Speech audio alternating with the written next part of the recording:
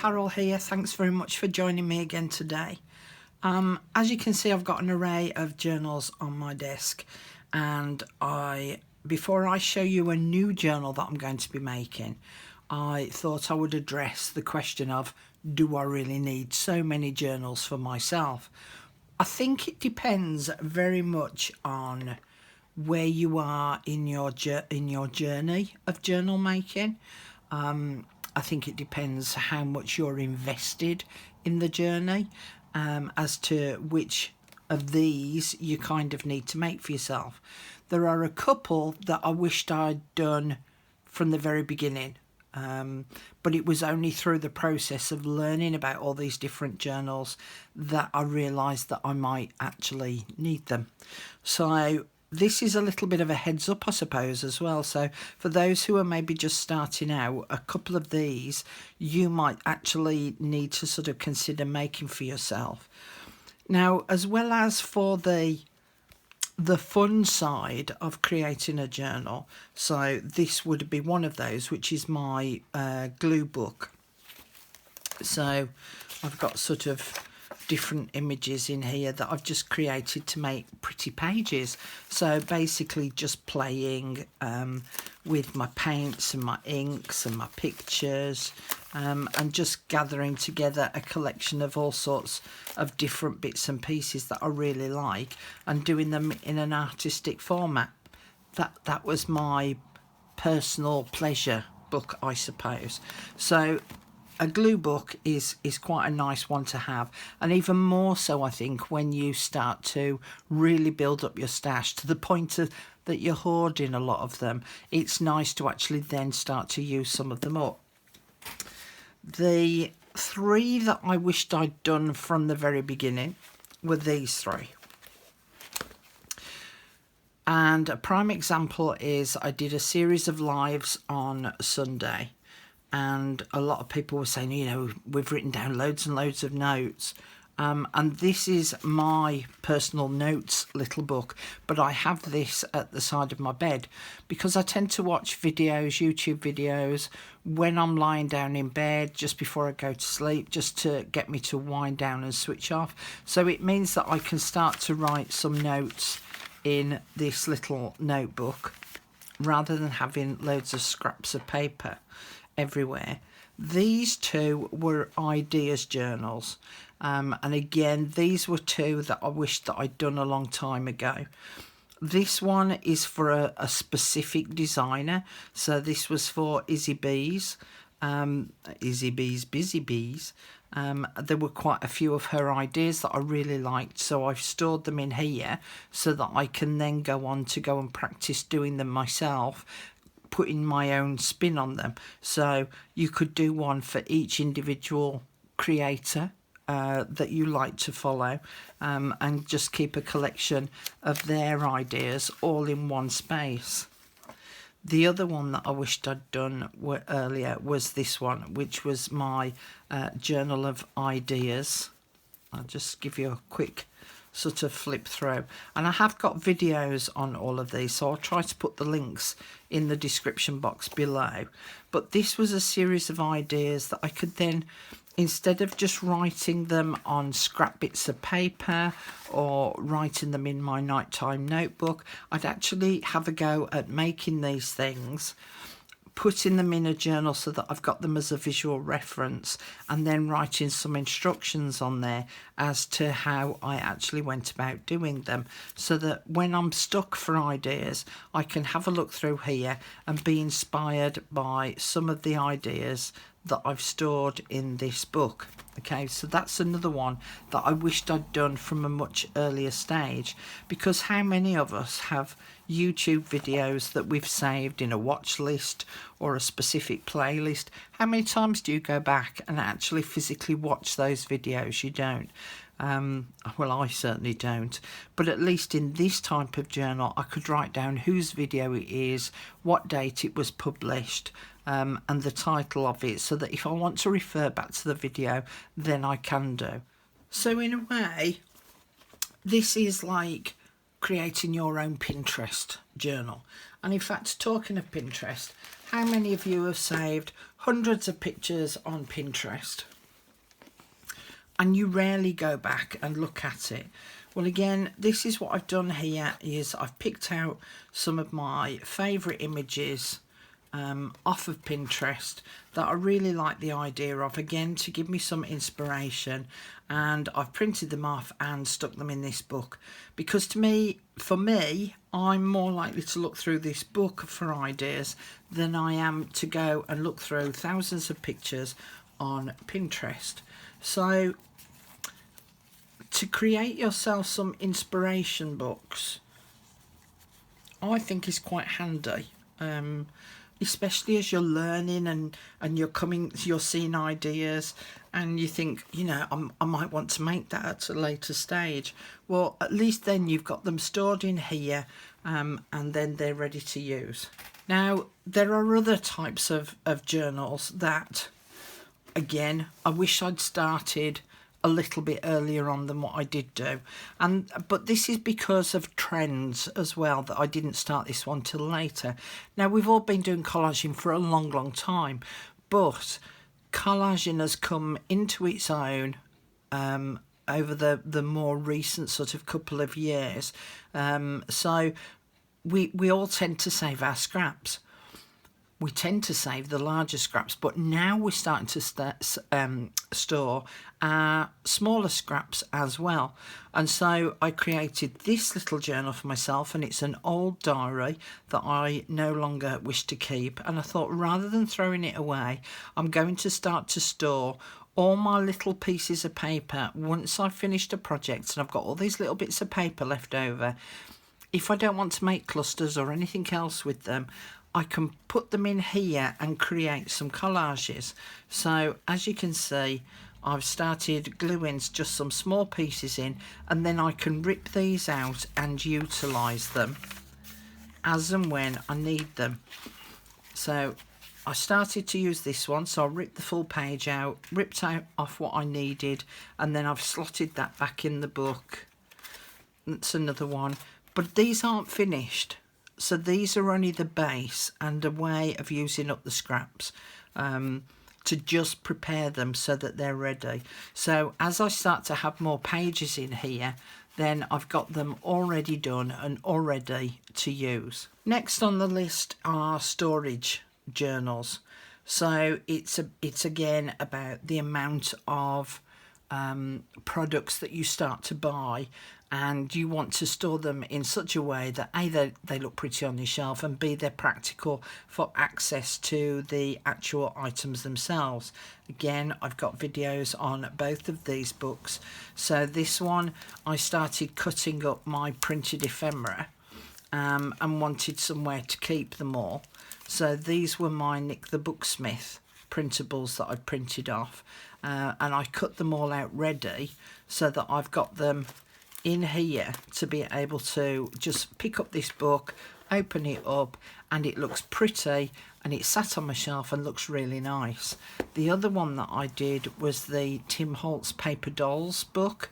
So again, I've got somewhere to store my paper dolls so that I can see them rather than having to rummage through a box, because for my personal preference, I prefer to see them in an organised manner rather than just sifting through a bag or a box for them to be in. So there's the practical side of journal making for yourself as well. This is another one that I've done for myself, and again, it's not one that I would have done initially from the start of creating journals.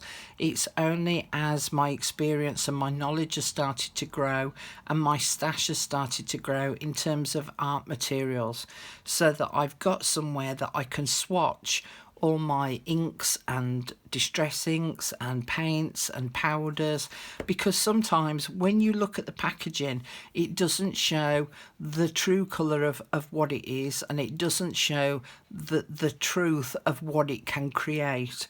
And so I started, I've only done one page in here so far. Let me just see if I can find it. These were from calendars. I made this from calendars. And I've decorated up the calendar pages a little bit for a bit of fun. Let me just find the page that I did do. Just bear with me. There we go. So I've started to swatch here the oxide inks that I've got.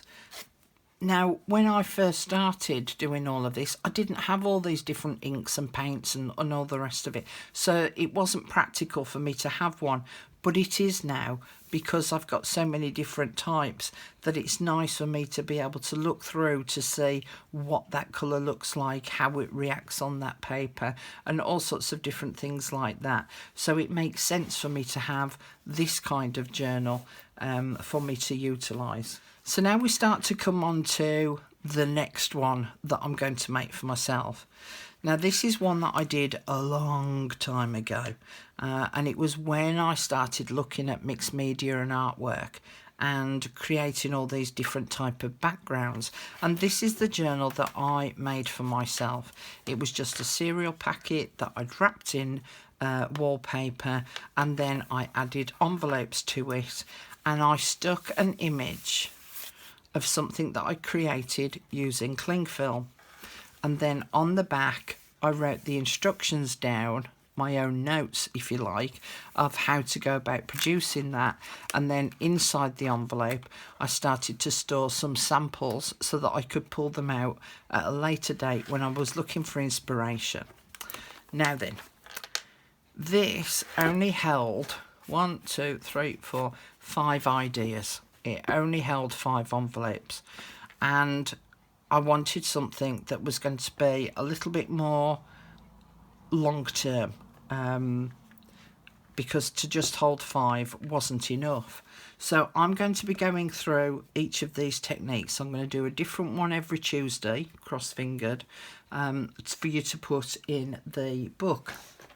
And this is the book that I'm making. So I'm going to show you quickly how I'm going about setting it up, and then I'm going to show you an example of one of the techniques that you can utilise. So this is a ring bound book that I got from my local hobbycraft store. It was something like £3, and a lot of people use these for making mini albums. Now what I've done is the first couple of pages I have kept to be able to write myself an index of what's on page 1 to 2, which is crinkly stamping, and have I got samples of it. So I'll do that on that page, and that page. Okay, then we come on to the pages themselves. So I'm going to have a set of written instructions here and an envelope here that flips out that I can store some samples in. And I've got some samples on the front as well, so that I've got a quick visual reference so that I can go, that's the effect that I actually want to create in this journal that I'm making. So then I can look at my instructions, open this up, have a look at some samples. And in fact what I've done is I've written, I mean I've gone quite in depth into it, you don't have to, but I've written on here that I used cling film, it was dry, and I used salvage patina and broken china, and then I've done a piece on the back.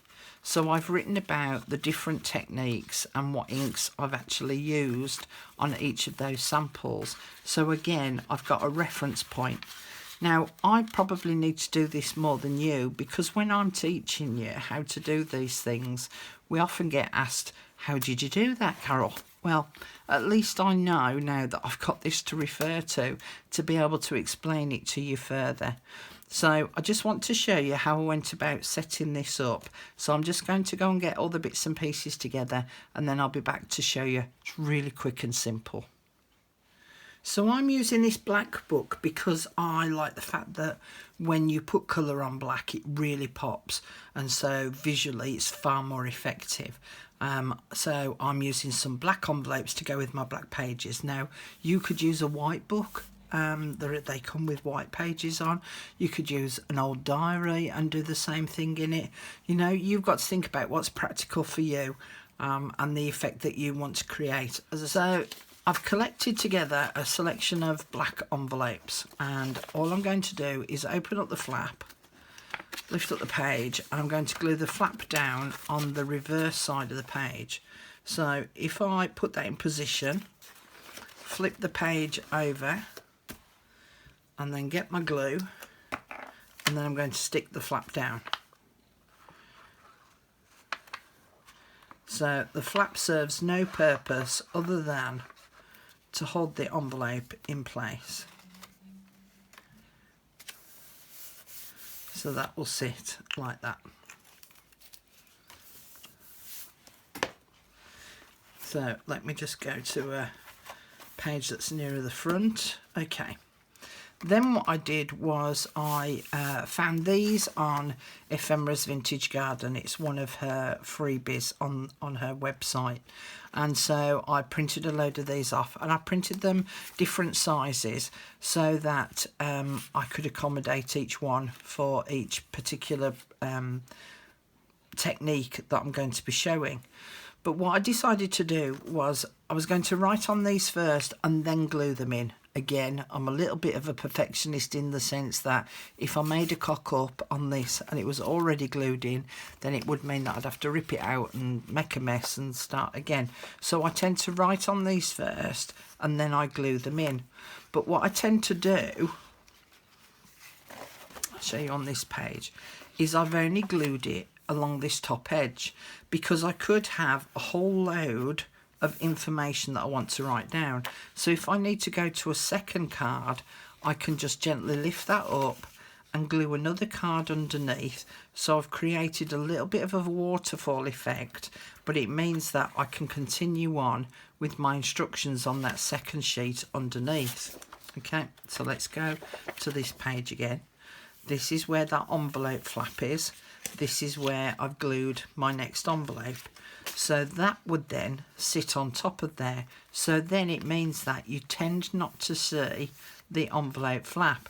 Now you could just put it in the middle and be done, or you could raise it slightly higher so that you give yourself enough space so that if you want to add a second card underneath, like I've just shown you, then you can do. Now I can decorate these envelopes up a little bit, you know, to make them stand out by doing some faux stitching around there or by adding some washi tape. But whatever the sample is that I'm going to do, I'm going to stick a sample of it on the front of this envelope and put the samples on the inside flap.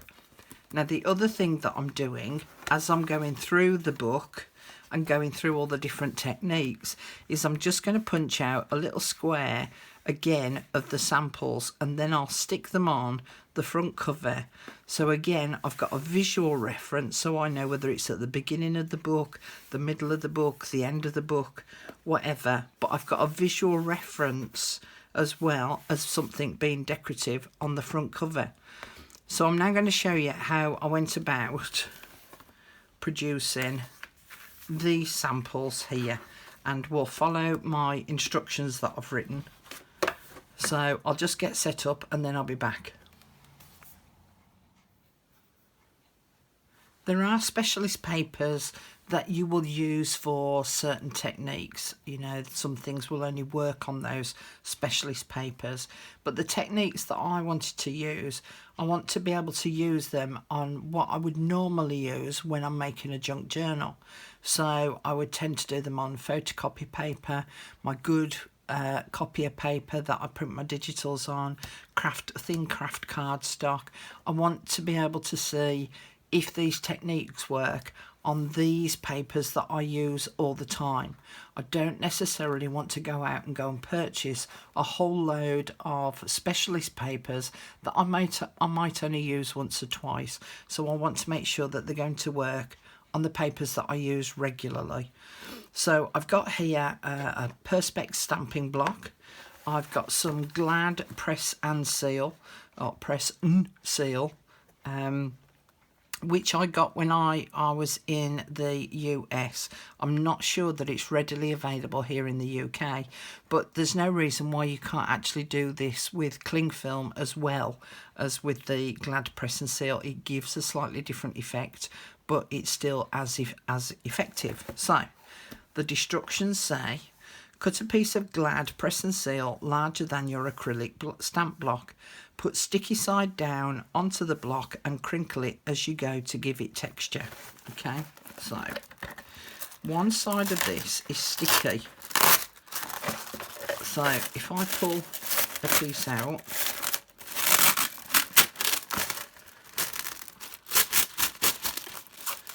and that's bigger than my stamp block,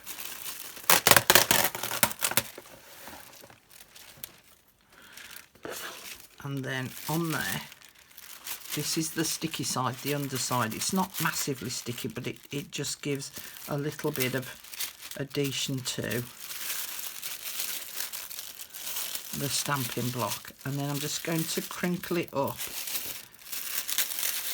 really randomly onto the block. And it will flatten a little as you use it more often.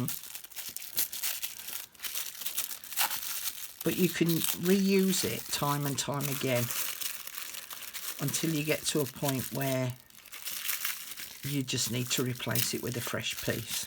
Okay, so that's now sort of well crinkled up on my block. Okay, next bit, it says add ink pads or sprays on top of the press and seal and stamp. Can't read my own writing. When adding a second layer on top, turn the block and stamp in a different direction to alternate the pattern. Okay, so I've got a couple of my favourites here. I'm going to use peeled paint oxide and I'm going to use wild honey oxide. So basically I just go on there and just press the ink pad and then stamp that onto the paper.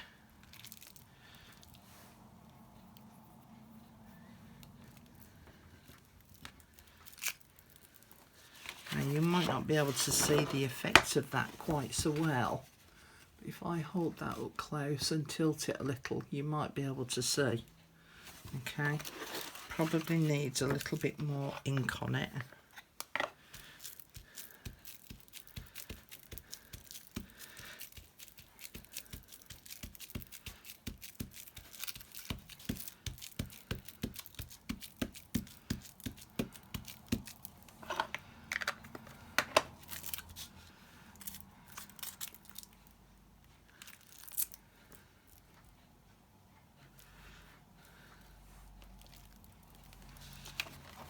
Okay, so it gives quite a nice subtle texture on the craft cardstock. Let's do the same thing again, but let's do it on some white. So this piece is now my, what I call my nice copier paper.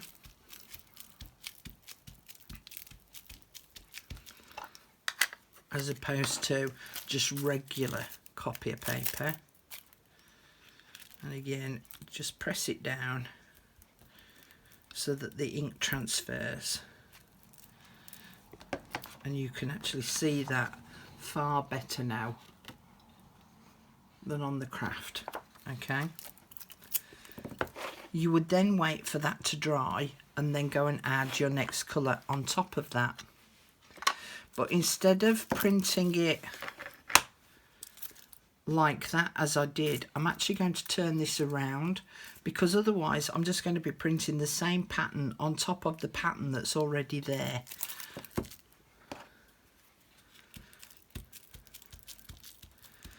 Now I'm going to get a little bit of a mix of colours with the green already being on there, but most of it has already stamped off onto the paper.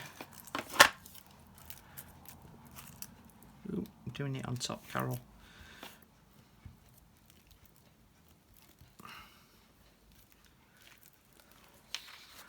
So as you can see, you start to get a really nice effect with it. And it's great for those digital papers that you might have printed off that have got a white, when you turn it over, it's white on the other side. So this is quite a nice quick way of being able to produce something on the back that's quite subtle, but gives you a little bit of a pattern. Now what you can do then is, once you've got to the point where you've inked everywhere up that you want to, you can spray this with a little bit of water and it creates a different effect all over again, and it starts to get rid of the ink off the Glad press and seal. Okay, so then you would dry that with your heat tool, and I've still got plenty of water on there, so I could carry on stamping that off. So this would in effect be first generation, that would be second generation, this would be third generation. and it all starts to give a different effect each time. Okay, so that's it on the white paper. So let's add some rusty hinge. So I don't like the effect as much, but if I was using this as a background for a tag, it would probably look quite nice.